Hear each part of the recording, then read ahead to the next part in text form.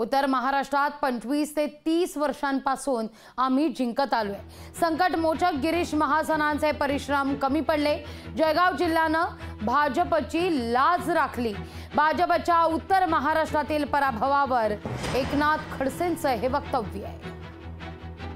25-30 वर्षापासून या ठिकाणी 6 पैकी 5 जागांवर विजय नेहमीच मिळत गेला।